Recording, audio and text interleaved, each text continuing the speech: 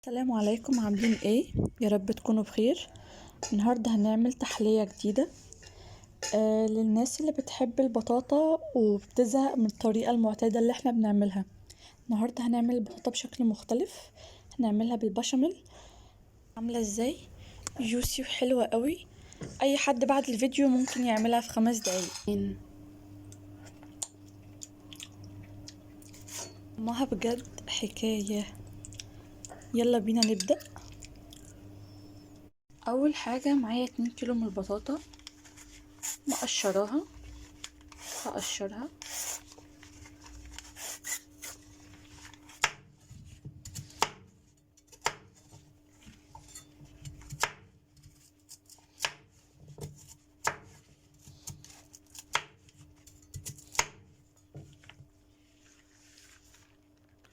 في حلة فاضية عندي حاجة هنضيف البطاطا مع كوبايتين من اللبن، بس اللبن هنضيفه بالتدريج، كوباية دلوقتي كوباية بعدين. هضيف معاها معلقة من الفانيليا،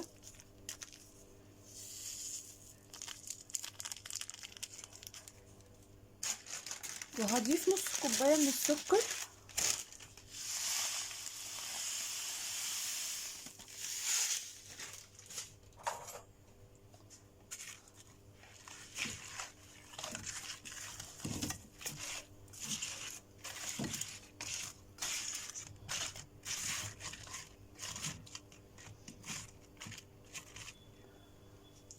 واسيبها على النار اهدي عليها.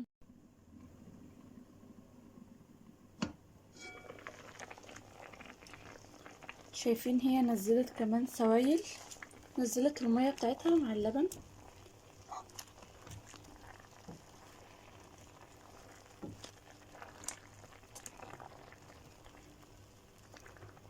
انا هضيف لها كمان نص كوباية لبن تاني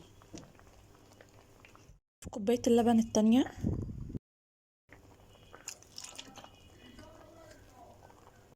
دلوقتي هجهز البشاميل بتاعي. معلقتين كبار من الدقيق، كوباية من اللبن،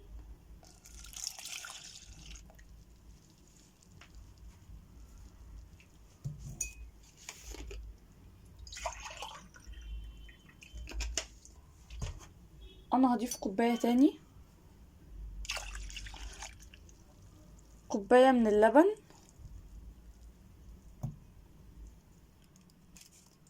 وعندي نص معلقة من القرفة، نص معلقة صغيرة،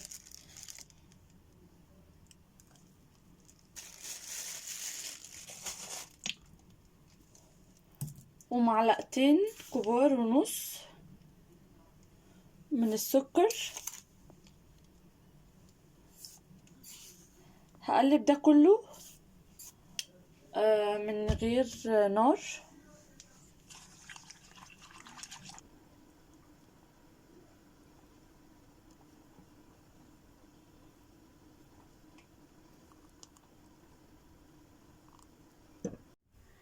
جوز هند،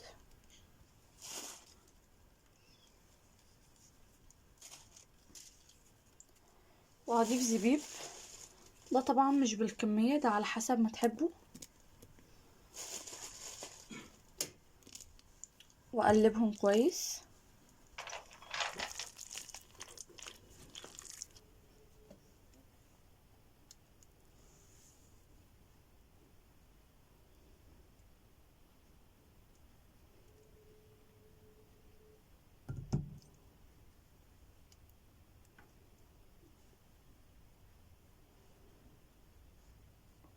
ده شكلها لما خرجت من الفرن، هي واخدة لون غامق شوية من فوق، ده عشان القرفة.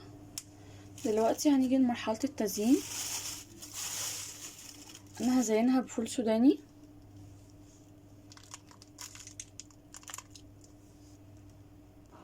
وهضيف رشة جوز هند،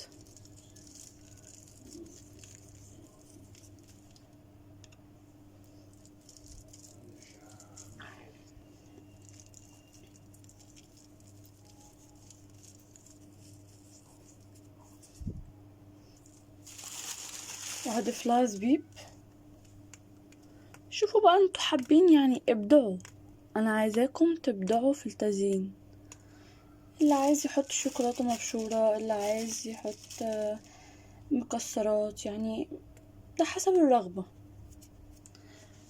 وده شكلها لما خلصت.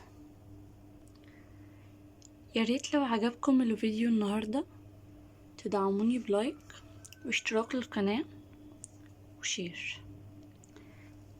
اشوفكم في وصفة جديدة. باي باي.